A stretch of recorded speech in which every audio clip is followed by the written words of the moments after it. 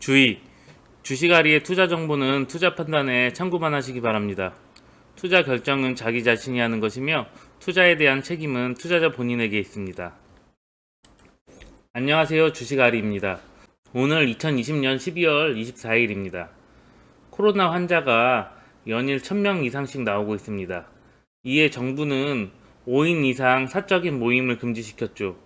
사회적 거리두기가 지속되면서 수혜를 입을 종목을 한번 분석해 보도록 하겠습니다. 바이오나 재택근무 관련주 같은 경우에는 많은 상승이 나왔기 때문에 비교적 주가가 오르지 않았으면서 실적도 좋고 투자할 만한 회사를 한번 소개해 드리도록 하겠습니다. 사회적 거리두기 단계 격상에 반사 이익을 있을 만한 종목인 CJ 제일제당을 한번 알아보도록 하겠습니다. 오늘 주가 38만 5,500원이고 최고점을 찍었을 때가 2015년 5월 15일 46만 9,500원이었습니다. 올해 초 대구에서 코로나가 터졌을 무렵 최저가 14만 8천원을 기록했네요. 시가총액 5조 8,260억 원이고 코스피 48위 기업입니다. CJ 제일제당은 최근 사회적 거리두기 강화 영향으로 가공식품 수요가 크게 늘어난 데다 바이오 부문도 중국 등 해외 시장을 중심으로 꾸준히 성장세를 보이고 있습니다.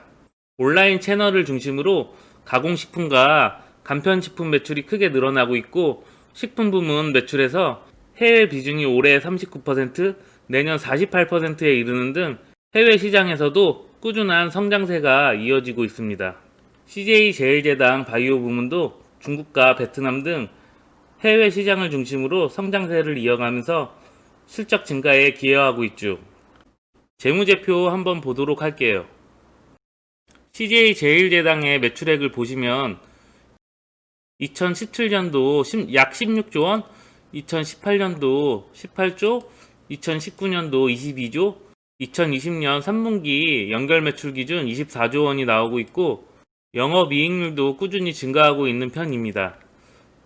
배당 수익률도 많지는 않지만 약 1%가량 주고 있습니다. 매출 및 영업이익률이 매년 성장하고 있는 모습입니다. CJ 제일제당이 이익 체력을 꾸준히 강화하고 있고 이익 체력이 탄탄해진 점을 고려해 주가도 재평가돼야 할 것 같습니다. CJ 제일제당의 브랜드 중 비비고를 대부분 아실 거예요. 저도 즐겨 먹는 음식인데 비비고 만두가 처음 나왔을 때 냉동 만두가 이렇게 맛있을 수 있나 놀랐는데 비비고 만두가 K푸드 최초로 올해 매출 식품 단일 판매로 1조 원을 돌파했습니다. 올해 매출 추정치는 1조 300억 원으로 국내 3,600억, 해외 6,700억 원, 해외에서 더 많이 팔리고 있습니다. 수출하시면 다들 반도체, 자동차를 주력 수출 상품으로 많이 보시는데 제조업이 아닌 식품업계에서 단일 품목으로 1조 원 이상을 팔았다는 게 크나큰 성과라고 볼 수 있죠.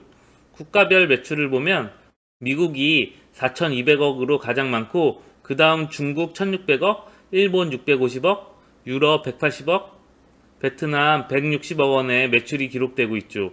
비비고 만두는 출시 전부터 국내뿐 아니라 해외 시장을 타겟으로 기획이 됐고 전략 국가인 미국은 진출 초기부터 코스트코에 진입해 메인 스트림 시장을 공략했습니다. 적극적인 인프라 투자는 세계 각국의 판매량 확대를 견인하고 있습니다. 2013년 한국과 미국, 중국 5개였던 생산기지는 현재 베트남, 일본, 유럽 등 15개로 확대됐고 생산 라인 역시 2013년 대비 4배가량 늘려 수요에 따른 공급량을 맞췄습니다. CJ 제일제당은 해외 판로를 잘 닦아놨습니다. 글로벌 시장에서 K만두의 저력을 알린 비비고 만두는 글로벌 시장에서 슈완스와의 협력을 통해 만두를 포함한 랩푸드로 영역을 넓힌다는 계획입니다. 먼저 글로벌 시장에서 가장 매출이 큰 미국 시장에서는 내년 미국 전역에 뻗어있는 슈완스 유통망을 통해 비비고 만두를 공급할 전망입니다.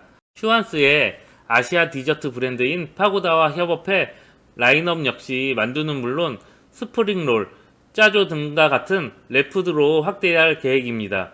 일본 시장의 경우 지난 5월에 인수한 냉동 만두 업체 교자 계획을 영업망으로 활용해 코스트코 중심에서 슈퍼 체인으로까지 고객층을 넓힐 전망입니다. 교자 계획의 강점인 글루텐 프리 만두의 글로벌 진출도 본격화할 전망이죠.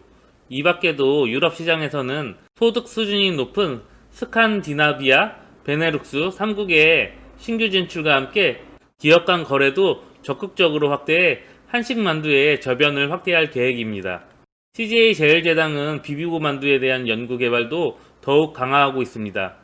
식품생산본부 산하에 신설된 글로벌 만두 기술센터를 통해 그간 쌓아온 기술을 바탕으로 비비고 만두 설비와 표준 패키지를 만들고 이를 해외의 생산기지에 이식하는 작업을 적극적으로 추진할 예정입니다.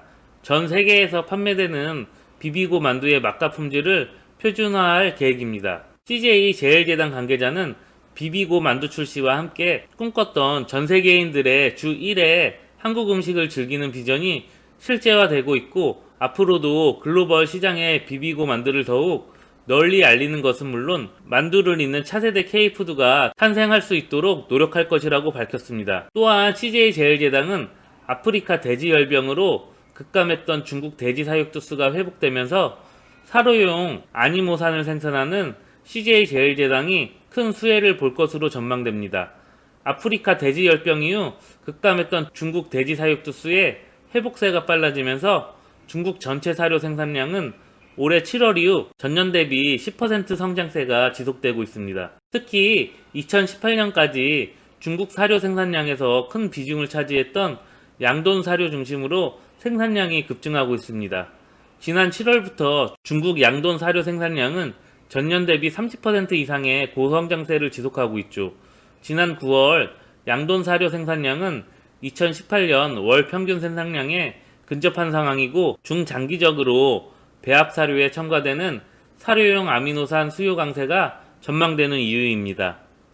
올해 4분기부터 사료용 아미노산 호황 시기에 돌입할 것으로 전망되고 특히 양돈 사료의 필수 아미노산으로 사용되는 라이신, 트레오닌, 트립포판의 수요 강세가 예상됩니다. 이 세 개 아미노산은 연초 대비 가격 상승세가 이어지고 있으며 국경절 연휴 이후 비수기 구간에서도 꾸준히 가격이 오르고 있습니다. 통상 중국 사료 회사들이 춘절 전에 사료용 아미노산 재고 축적에 나서는 점을 감안하면 올해 11월에서 12월 사료용 아미노산 가격 상승세가 강하게 나타날 것으로 전망됩니다. 이에 따라 CJ 제일제당 바이오 사업부 실적이 준수할 것으로 전망되고 과거에도 중국발 수요 호조에 기인한 사료용 아미노산 가격 강세 주기는 통상 2에서 3년 정도 지속됐고 올해 하반기가 사료용 아미노산 호황 주기 초입인 점을 감안하면 CJ 제일제당 바이오 사업부의 2021년, 2022년 실적 추정치는 라이신과 트립토판을 중심으로 상향될 가능성이 높습니다.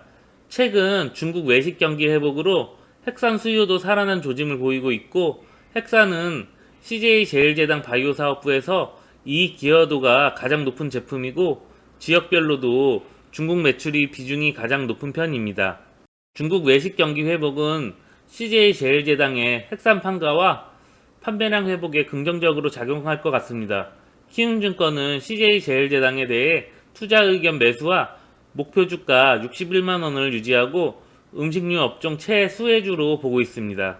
신종 코로나 바이러스 감염증 영향으로 간편식 수요가 급증하고 있고 가공식품 사업부 중심으로 수익성이 높아지고 있어 CJ 제일제당에 투자해야 할 이유도 충분한 것 같습니다. 지금 주가도 저평가되어 있는 것으로 보이고 앞으로의 전망도 매우 밝아서 CJ 제일제당이 더욱더 성장할 걸로 기대되고 있습니다. 제가 즐겨 먹는 회사 제품이기도 하고 여러 가지 면에서 크게 더 성장할 수 있어 보입니다. 오늘 방송은 여기까지 하도록 하겠습니다. 제 방송이 도움이 되셨다면 좋아요, 구독 부탁드리겠습니다.